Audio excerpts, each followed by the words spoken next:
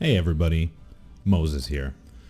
I wanted to talk to you about audio in a 2 PC setup for streaming to Twitch. Now this is a tutorial that I looked for personally when I was doing my setup, and I hope it's useful. So I'm going to try and be as concise as possible, but there's a lot of moving parts in this setup, so it might be a little bit long-winded and I might not do a great job of explaining everything. But of course, at the end of the video, if you have any questions or something isn't clear, please leave a comment and I will be sure to respond to you. So from a initial setup standpoint, what you need is the voicemeeter banana program. Now that can be found at the VB Audio software page. This software is freeware, or donationware, I believe is the proper term. They just ask for a donation of whatever amount you choose to support the software. Now, I would really recommend a donation, but if you can't afford it, I understand. This program will function 100% free if you need. Now, when you install the program, the next step is to make sure that your primary default device for playback is set to the voicemeeter input option here.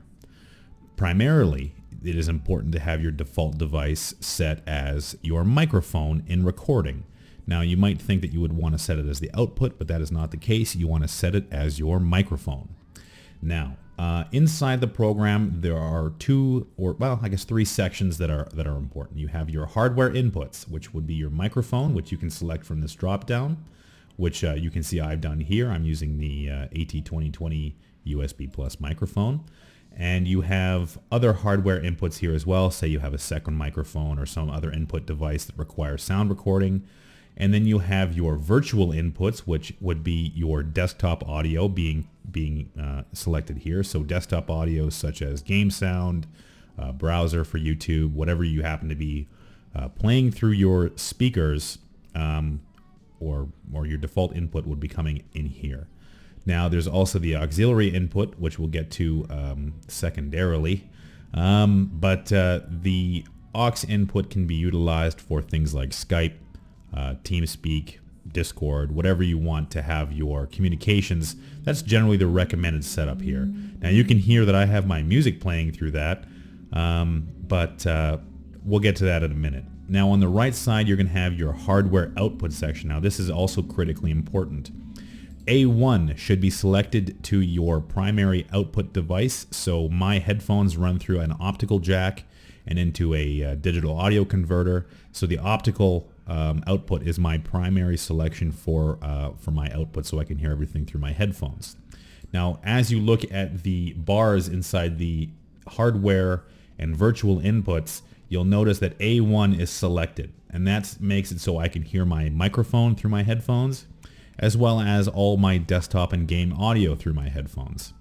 Now, I have a 2PC setup, so what that looks like via the Twitch help section is I have my gaming PC and gaming monitor streaming to a capture card, which is a AverMedia Live Gamer Extreme, which is then attached to my gaming laptop, which acts as a streaming PC and has a monitor incorporated, which then streams to Twitch. Now, the reason I have a 2PC setup is to offload the processing power onto my streaming PC for the decoding, which then streams to Twitch, so I don't have any performance hits on my gaming PC. So stepping away from the actual hardware setup of the 2 PCs, of which there are lots of guides. So I'm not going to be covering the setup of the actual 2 PCs here, but there's lots out there for that. So again, the Live Gamer Extreme is detected via HDMI output from my graphics card as the AVER GC550, which is probably just the model number of the capture card itself. So the A2 output is going to be the capture card. Now again, you have the microphone output going to the capture card so people can hear you speaking on a 2 PC setup, as well as the game and desktop sound going to the capture card so they can hear all your gaming audio and whatnot. Now, as a quick aside, this is a second program that I use within Spotify for my music on my stream. It's called Equalify Pro. Now, this software is a licensed software, and it is required that you pay for it. It's a good price. I believe it's €10 or £10 or something like that. It's a really good value because what it allows you to do is select a specific device to output Spotify audio to, which is not something that's included in the original program.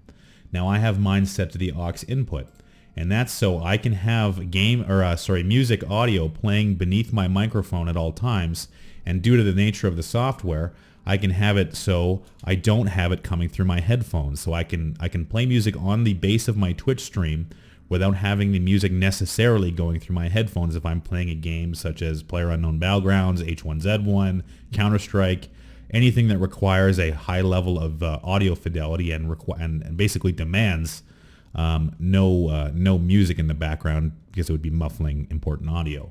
So through the macro setup, you can set it so a shortcut key can turn on and off the music to your headphones through the aux input, which is really important for me specifically, but is one of those nuanced things that makes this program so powerful.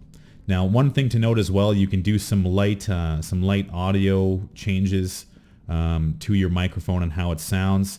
I have mine on the bassier side just so it accentuates the bass of my voice. But obviously I don't want to, I guess we can unmask here, and this is how I normally sound based on I don't know, I almost sound weird now, but this is how I normally sound, but you can also go up the spectrum here and sound like you're in a fighter pilot or potentially an elevator or something. I don't know.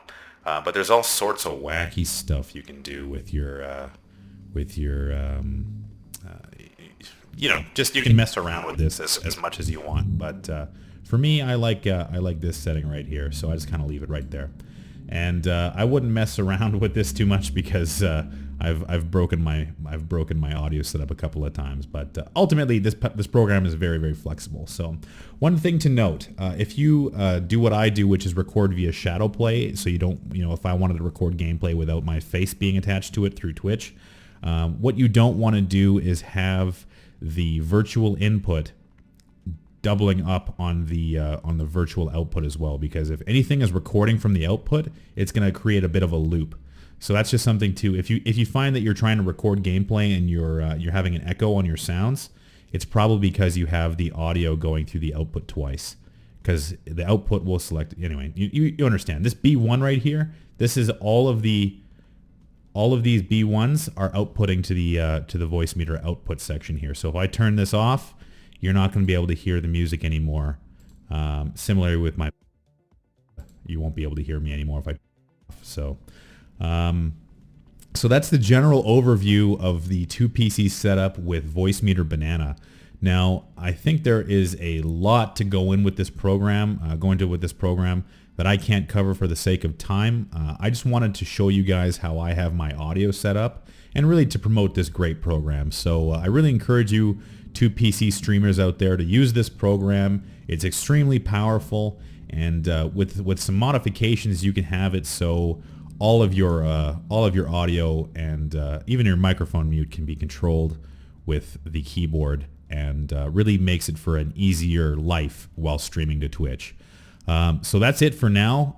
Again, if you have any questions about my setup or how I put this all together, feel free to leave a comment on the video. And if you like the video, of course, hit the like button, subscribe to me on YouTube, and come visit me on Twitch at twitch.tv/WTFMoses. And until next time, I will see you guys out there.